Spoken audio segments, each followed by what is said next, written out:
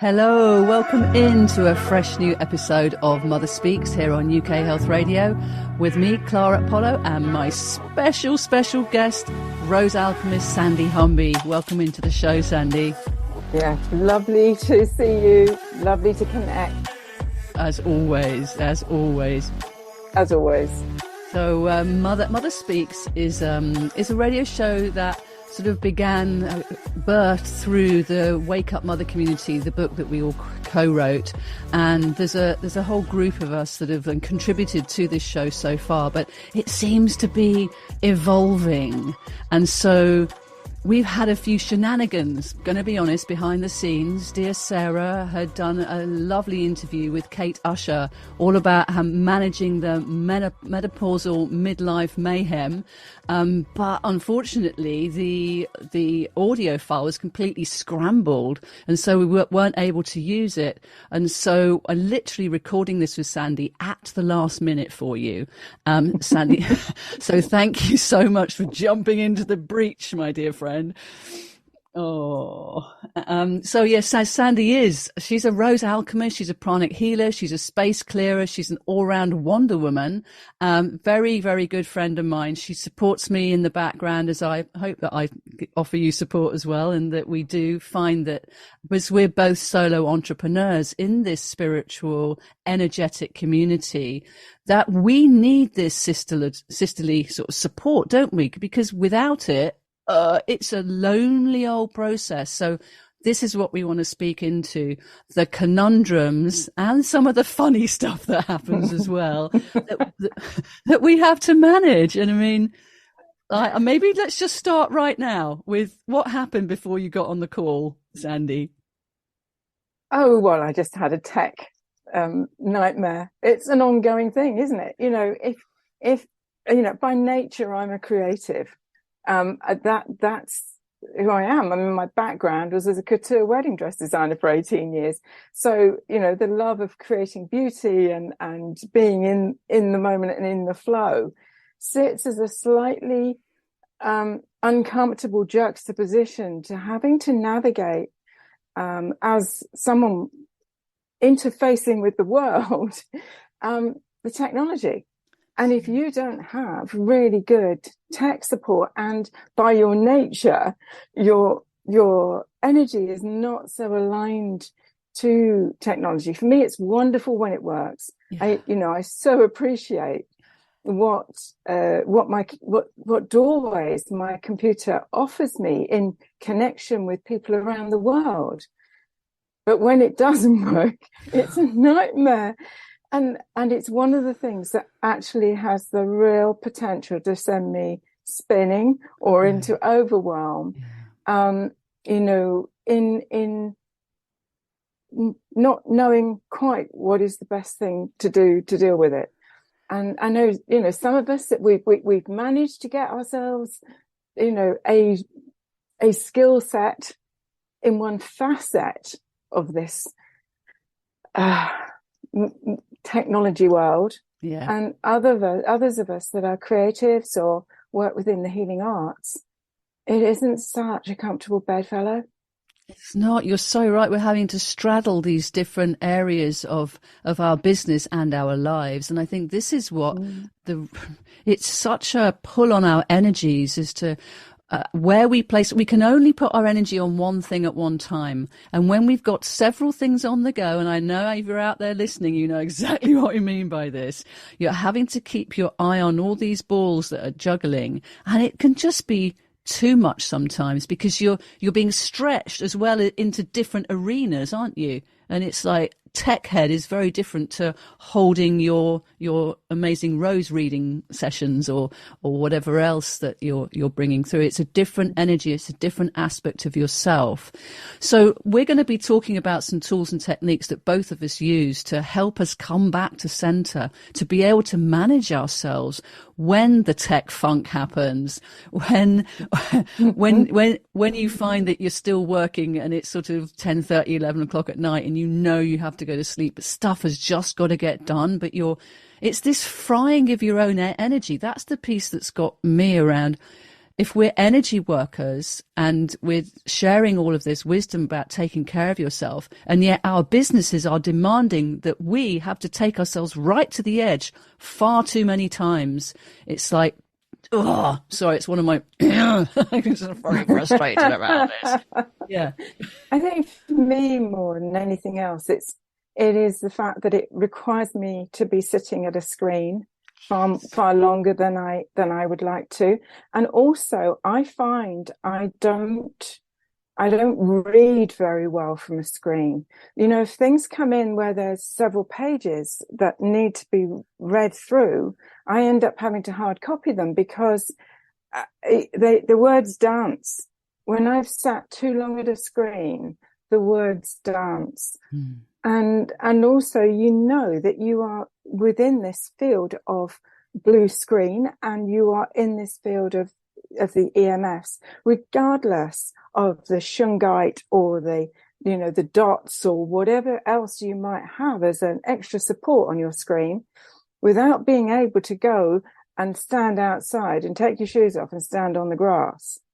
How do we decompress that level of the tech frequency? Yeah. And this is the dance, isn't it? Because actually the technology allows us amazing opportunities, like you and I speaking today, although we don't live that far away from one another, it's 35 minutes or whatever. It allows us to have these conversations and to share that wisdom into a greater pot. But I was going to say, there's a sacrifice, and the sacrifice is it's invisible because you can't see it, you can feel it. And I know that you're highly sensitive, as am I. You know, we pick up on the energies of things, but we also have this very strong work ethic that there's an override, right? Yeah. We override what we know we're feeling. And that's, I think, where the frustration comes in, when you know that you should go and rest or plant yourself in the earth. But yet you just have to keep going. Yeah, and I have waves of the place where it pushes me completely to the edge. And in the cottage that I'm living, I have to walk through the kitchen, obviously, to get outside. And the question mark is, do I go for a chocolate biscuit or do I go and stand on the grass? Do you know? Why don't you? I'm sure you don't. Both, exactly. Just grab the chocolate biscuit on the way out. Job done. But, do you know what I mean? Sometimes it's like, what's the salve? What is the salve that is needed here that is going to, actually, that's not a good habit. But the other one that's coming up is your laughter. And I know that this is something, slightly hysterical laughter, not going to lie, but laughter does lighten your energy. And when you can have a moment just to read how flipping ridiculous it all is, you just got to laugh. And I think that really does help to bring yourself back to you and kind of just not, it's from that intensity. It's like step away, have a bit of a laugh at the ridiculousness of it all, and then do some breaths or do something that takes you away from as you say, the EMF screens and the light that's being emitted here. As you say, the trickiness of reading print all the time. I'm the same as you. I struggle with that for too long. Can do it for a bit, but so there's something that must go on with our eyes receiving. I know there's science behind all of this as well. So yeah, what is so we've already ascertained, go outside with a chocolate biscuit or not. And we also know that having your feet on the true planet surface, so taking your shoes and socks off. Now you've got that where you are, but I've got concrete here because I've got a courtyard garden. So I was sort of thinking, should I get a little raised bed and get myself some turf so that I've actually got some earth and grass to stand on? I am serious. I'm really seriously thinking about doing this because the difference that there is when I put my fingers in the earth, for instance, I can feel the energy of the earth coming up. The plant pots, the plants are all getting it. Well, where can I plant my feet in the soil? I'm going to have to get a couple of plant pots, aren't I? One for each foot. A whole new slant on platform shoes. But this is the thing, if you look at the development of go to something like shoes, look at the development of shoes. So in early times, shoes, the bottom of shoes was leather. Now, the energy goes through leather. So if you were walking in early times along a track, for instance, a farm track or, a lane, you would, even having a leather-soled shoes on, you would have direct connection with the energy of the earth. It would be received into your soul chakras. It travels up through from your soul chakras to your knees and to your hips, to your base chakra. So what it's doing is it's recharging the base chakra and allowing you to feel that sense of strength and resource in your body. Trainers don't do that. Man-made soles on shoes don't do that. They act as a barrier between the soles of our feet. So there's chakras in the center of the soles of our feet that need to dialogue with the earth to allow us to decompress, to allow us to have connection with that negative ionization that is the gift of nature.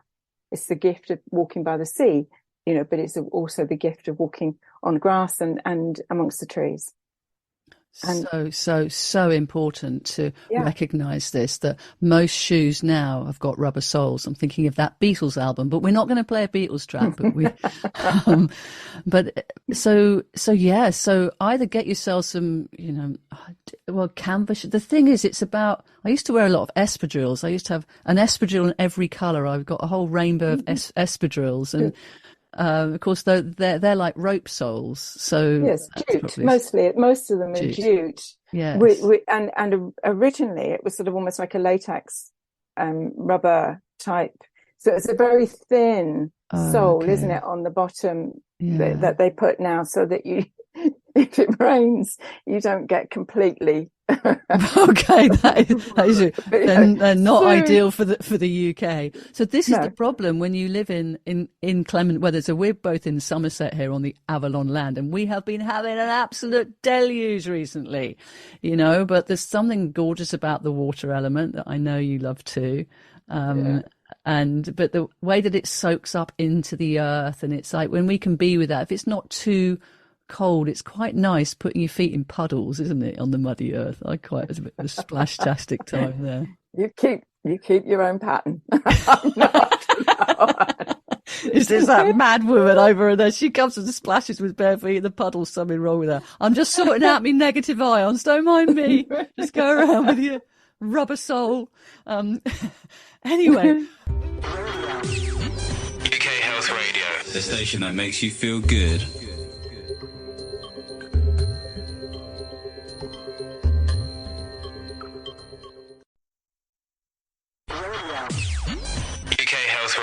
The station that makes you feel good. So welcome back into part 2 of Mother Speaks here on UK Health Radio with myself, Clara Apollo, and my friend Sandy Humby, who has jumped in at the last minute to do this off-the-cuff interview. It's actually a conversation, isn't it, Sandy, really? Yeah. We're like... It is. And it's along the lines of conversations that you and I often have around how do we manage our energy? How do we... bring the tools and technologies that we've both mastered over the years, and that we share with others in our classes and our trainings. But how do we use them for ourselves? Because we know we can't take anybody anywhere we haven't been. So, our work and our mastery, if you like, is being able to recognize what tools we've got in the bag and then remembering to take them out. Because it's a bit like having food in the fridge and starving because you haven't opened the door. Yes, it is, or cooked it. Or cooked it. Yeah. And it was interesting that, like, before the break, the first chat that we had that was about, I was getting into the serious business of the energy work. We both mentioned the earth and the earth element and the earth chakras and the fact that is the first port of call, isn't it? In whatever way you can to remember that you are always supported by the earth. You know, and just even thinking about that now and taking a breath into it. And as you breathe out, let yourself surrender into what's underneath you so that you can actually feel that support, which is all linked to the support of the Great Mother.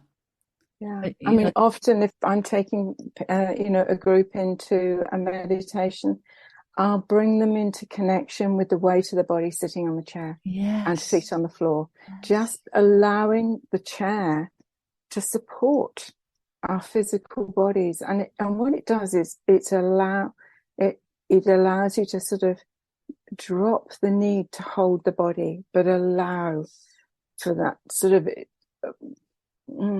just that beautiful way that the body softens into being supported. And this is bringing in the word surrender. This is where do we let ourselves surrender, which when you're working, when you're running your own business, you're running your home, whatever, maybe you don't have a partner. Neither Sandy or I currently have partners. We do have pussycats, though. We do. We're not going to go down that rabbit hole right now, but we could. But that idea of where do we soften, where do we surrender? And you're so right. When we let ourselves feel the weight of our bodies in the chair and on the floor, it's like, oh yeah, you can relax and release. And I'm thinking of the Wu Chi standing structure in Qigong, that's an actual standing relaxation. It's like, how often do you think that actually standing could be relaxing?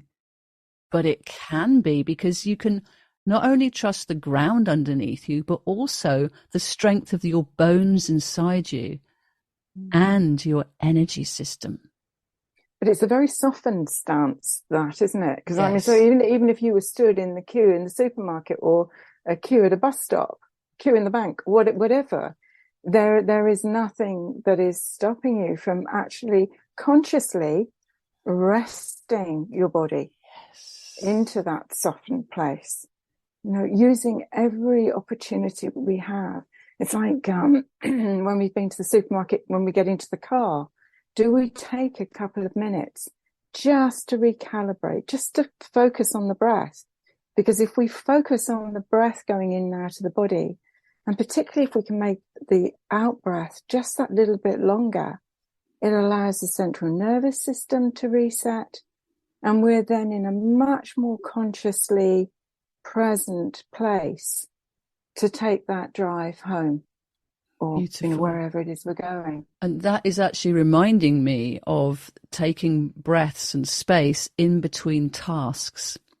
I don't know about you, but when you finish a task online, you've just uploaded that thing and you're like, great, I can get on to the next thing. It's like, whoa, whoa, whoa, whoa. There's a little moment there, little moment to sit back, to ground, to earth, to connect, to breathe, and also to give yourself a bit of acknowledgement that you've just achieved something.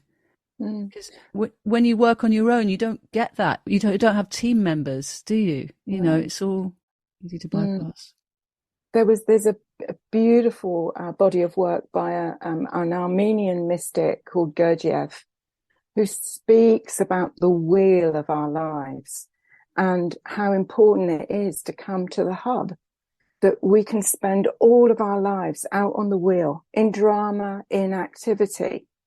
And what he speaks of is the power of the hub coming into the center of ourselves, coming into our presence and our being and our breath before we take that next journey up a spoke to the next piece of activity.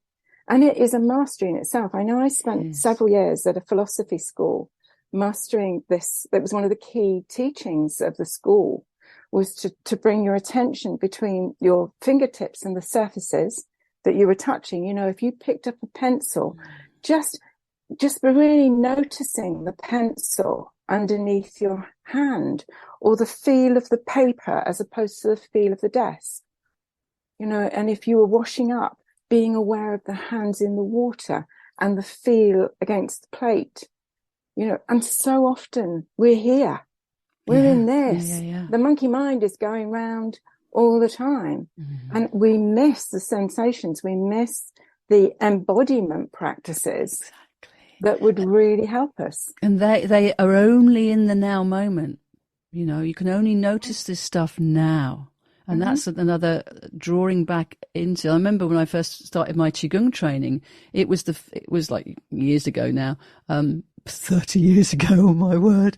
But I didn't know about mindfulness. I was always thinking about what I need to do next. I was a young single mum. You kind of have to be, you know, on it. But to come into that practice, to actually be drawn into the now moment by noticing, how does it feel with my feet on the ground? How do my knees feel? As I bounce them a little bit, and so they're not actually locked. How does my pelvis feel? It's like, what? I was like blown away that there was so much going on that I'd never noticed, because I hadn't had a minute and nobody had pointed it out to me, or I hadn't read the right books or whatever.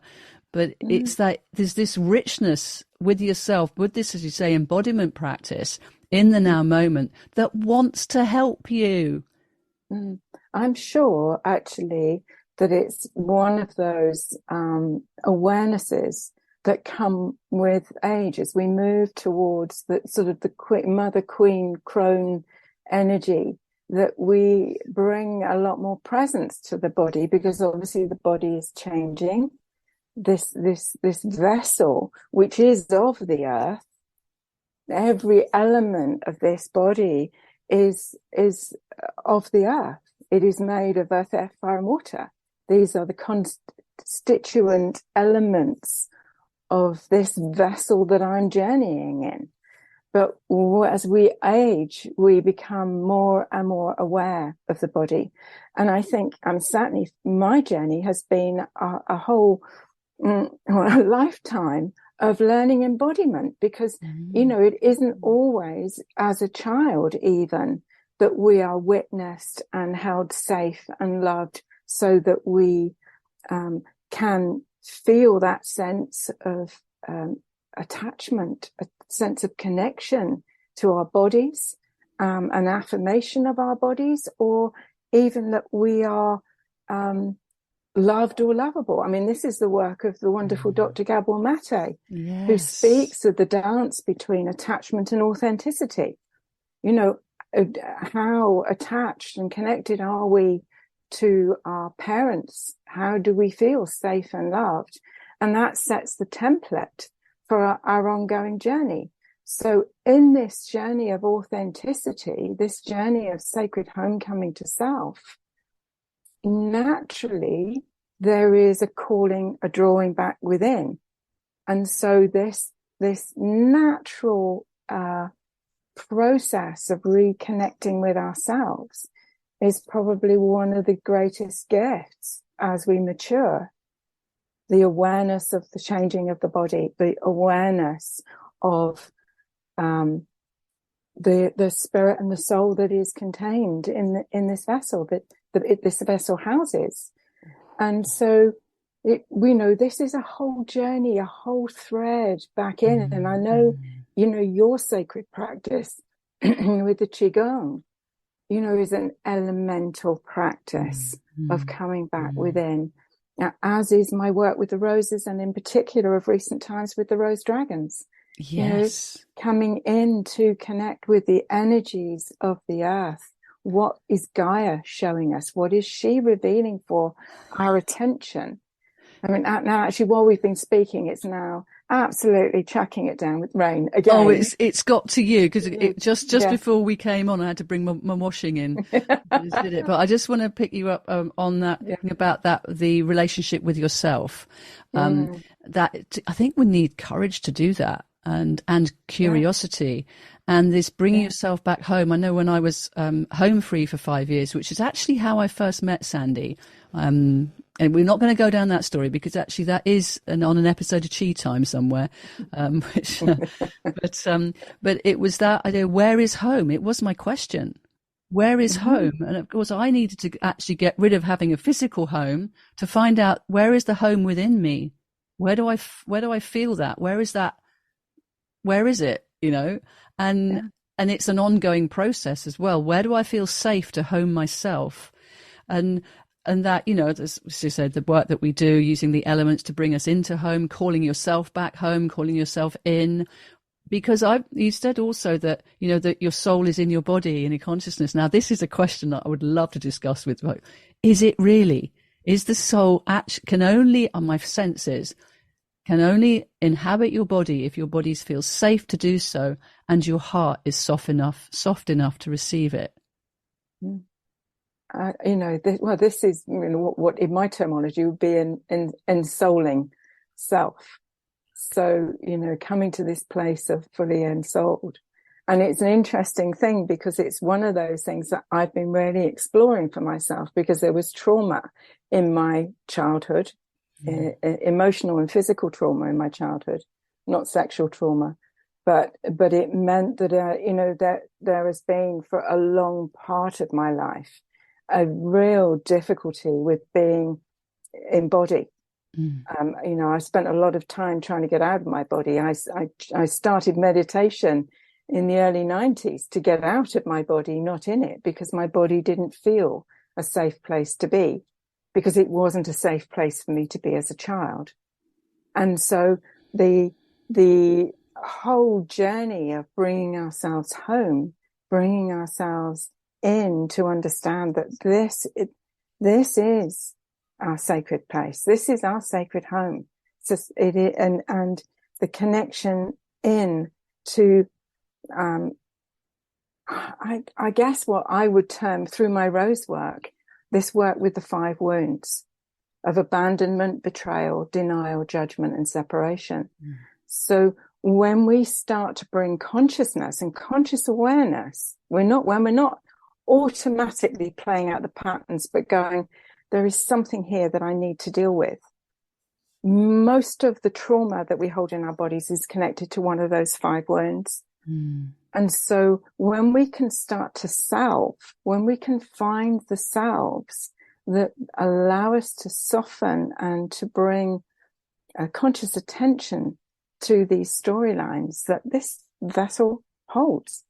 That's lovely. So I love the fact that you've brought up meditation, because we're going to play a track now which is called Kiss of the Rose by Deuter and Annette Cantor. And I'm just wondering if you could just say those 5 wounds again, so we can invite you to, while you're listening to this track, to just consider these and just see how that lands for you. Yeah, and I'll give the chakras that they're in too. They're embodied in, because actually wherever we're feeling discomfort or have some health issues running perhaps, or just contracted energy, it will give you an indication to explore that particular heart trauma. So in the base chakra is the wound of abandonment.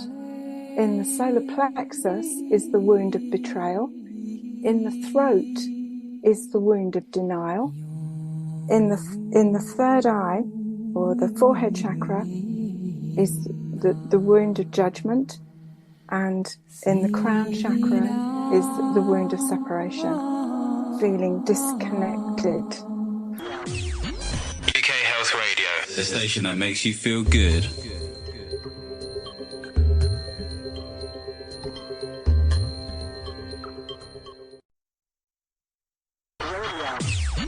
UK Health Radio, the station that makes you feel good.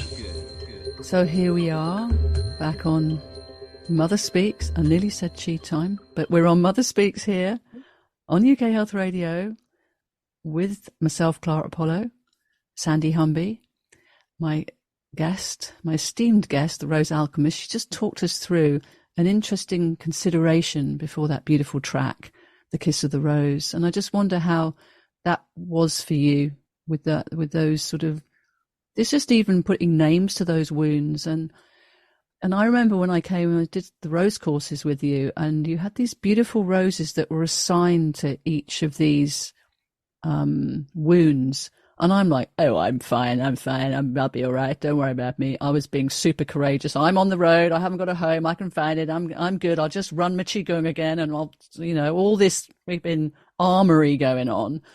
And the roses just got in there, didn't they? They just got in there and said, it's actually okay to feel abandoned. It's okay to feel that maybe you've been betrayed, and there's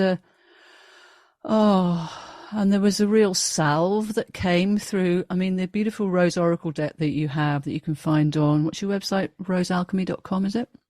Yep. Yeah. And so we'd be using these roses, and because Sandy's a beautiful photographer as well. So the way that you capture the essence of the rose in these photographs, there's actually there's a healing frequency in them. So you place them on your body, and I'm like, Yeah. ooh.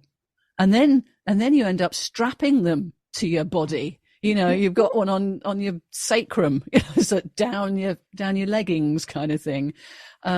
Because there's this working with the natural healing frequencies that are there for us to resonate with and respond to, if we can again soften and surrender to their wisdom, right? Yeah, absolutely. I mean, the roses came to me from a trip to the Alhambra in Granada in Spain. I didn't even know that there were rose gardens there. I just felt a really strong pull to go, and came back with all these photographs of beautiful roses in the rose gardens there. And I woke up a couple of days later, and there was just this voice in my head that said, we'd like you to put 11 of us together and work with us. We've come to heal the Magdalene wound. We've come to heal these wounded aspects of the feminine in both men and women, but that it's always been the women that have sought the healing first for their children, for their families and their communities. And it was an incremental process. It took me about 4 years to bring through the first edition of the Rose Oracle. It was published in 2014. But you're right, Clara. The first 11 came together as a healing grid on the body, and by putting the roses on the body, the geometry, the hidden geometry, the sacred geometry of the roses, which is connected to pentagram. And very much connected to the pattern of Venus in the heavens. So it creates a beautiful mandala, but it's a healing balm because it's resonant to the growth proportion of our bodies, and it speaks to the heart. The roses are just pure love. They have no other agenda other than to help us to navigate through those areas of our story that are still holding an energy charge or some pain for us.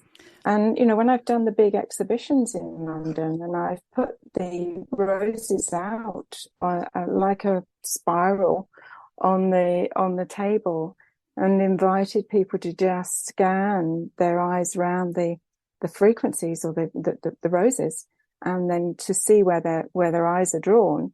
I've had people that have just picked the rose card up and put it to their heart and just burst into tears.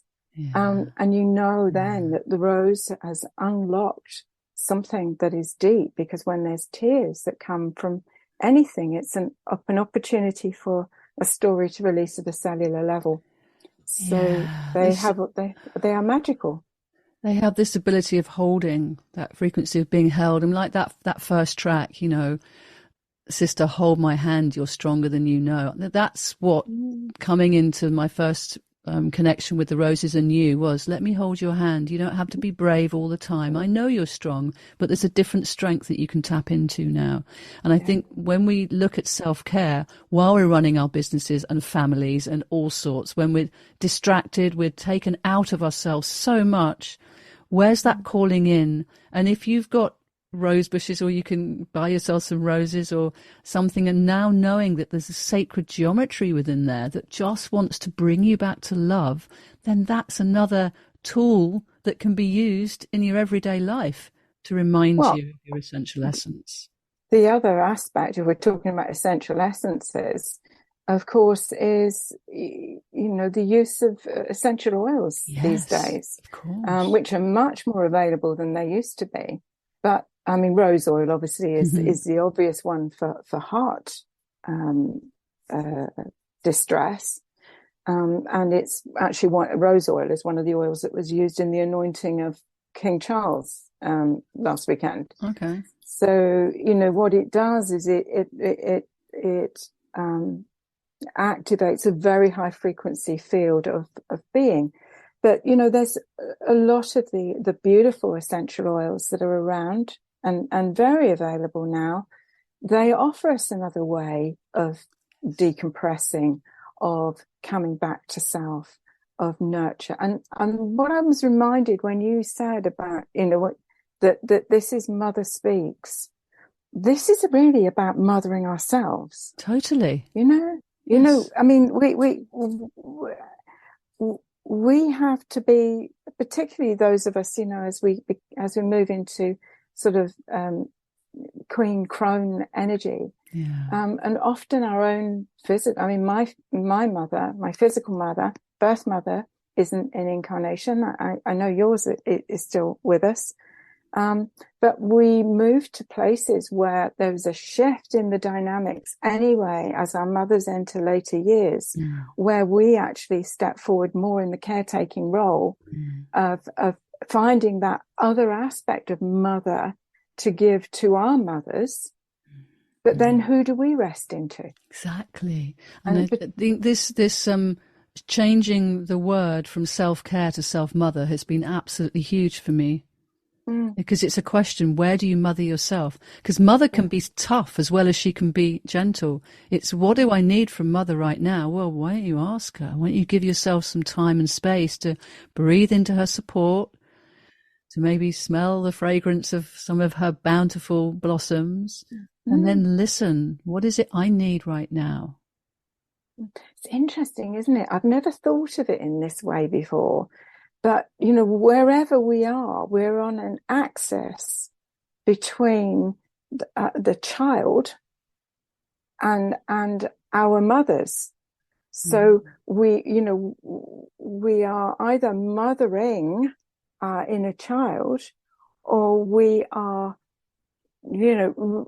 reaching forward to mother the mother, if you know what I mean, particularly in later years. I must say, my mother doesn't like being mothered by anybody. She's gets on with it herself. But I remember I was in the kitchen with her not long ago, and I remember saying to her, can I help you? Oh, no, I'm fine. It's my kitchen. It'll be fine. I said, look, Mum, I'm the eldest. Actually, I never call her Mum. Not allowed. I say, why don't you let me help you? And I said to her, look, you trained me for this. You trained me to be your helper. Just give me a little job. And then I told her a story about when I go around to my girlfriends' houses and we're in each other's kitchens. We just thought, there's a bit of washing up that needs doing. We'll just carry on with that. We'll make each other cups of tea. It's like my kitchen is your kitchen sort of thing, with respect, obviously. And she was like, really? And then I realized how much that is so lovely with our sisterhood, that we do help each other out in the hearth of the home, which of course is the kitchen. And so she relinquishes now and she lets me help her. So, but this must have come from sort of like the 1950s sort of era, whereby, it was like, the keeping up with the Joneses and the whole thing of, that, the having my house proud and got to be me, it's all mine. The female being in control of the kitchen.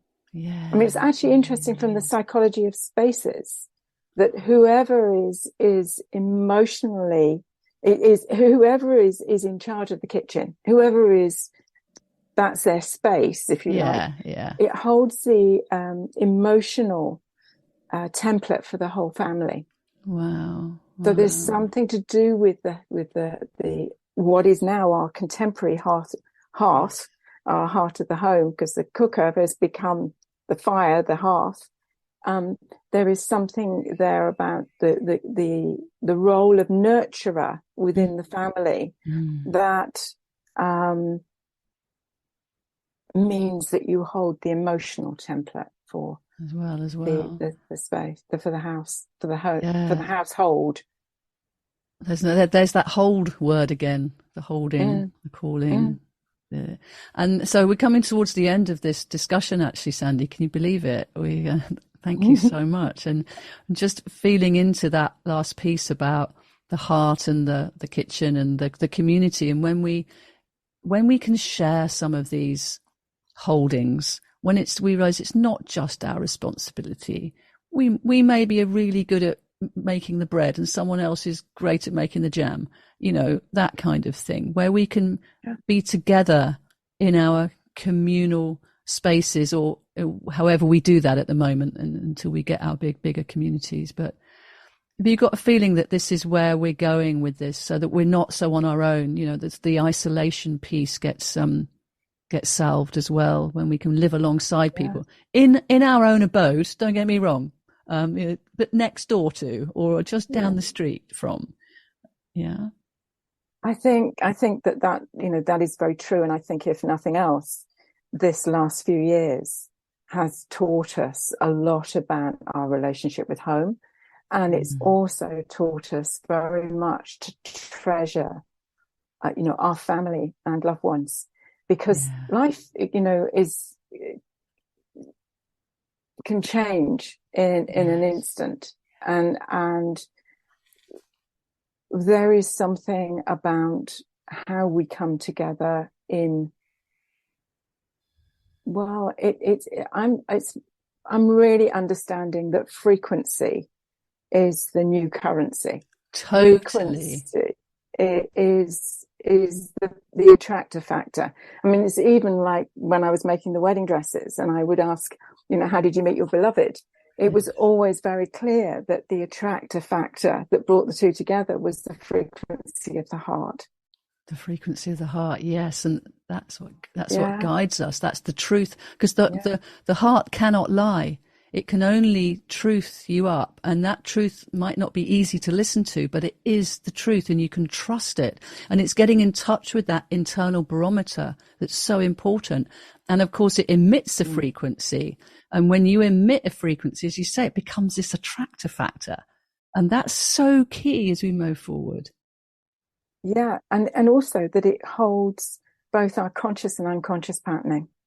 So it's, you know, this is why everything that we may be drawn to at this time, that is way showing us to see where we're still holding patterns, where we're still holding stories, where we react, where we contract in our dynamics, is a rich resource of going, what's going on here? Why have I contracted? Why is my energy dropped? So ways in which we have that we can recalibrate, that we can understand the messages that this vessel, this alchemical pot of a body is showing us, and enables us to keep doing the heart work. And it's the heart work that ultimately is going to enable us to travel light as light. And it is the attractor factor that brings us into community. It brings us into resonance with those that are of like frequency. And that really, those are the heart communities that I feel will be our future. Definitely. We will come together in families of frequency. Yes. And so whatever we can do that allows us to polish the diamond of the heart, or, you know, whether it's working with roses, whether it's working with the breath, whether it's working with qigong, whether it's, you know, whatever your area of mastery is. And again, I feel wherever we're drawn often has a past life memory for us. You know, it's something that we've worked in previous times. Oh, Sandy Humby, you see, you just got to get you going, and you've got so much to share with us. Thank you, thank you, thank you. Oh, and I hope you've enjoyed listening to this episode of Mother Speaks. And if you want to find out more about Sandy Humby, where can they go to, my dear? Well, there's two websites. There is rosealchemy.com, which is all of my work with the roses, and of later times, the rose dragons. And also, if you're interested in my work with spaces, there is another website called sandyhumby.com. Brilliant. And she's all over the socials as well. She's much better at that than I am. As Sandra Marie Humby, that's Humby. Or Rose Alchemy on Insta. Oh, okay. Brilliant. And all those beautiful pictures as well. Oh, such a joy. So if Flood the world with beauty. Flood the world of the treasures of your beauty, yes. So if you've enjoyed listening to this episode of Mother Speaks, then you can listen on demand here on UK Health Radio or on our podcast stream, which is on Spotify as part of the UK Health Radio new thing that's going on, which is much more accessible, but you don't get the tunes. But I will add these tunes to the Spotify playlist, Mother Speaks Spotify playlist, so you'll get to hear them.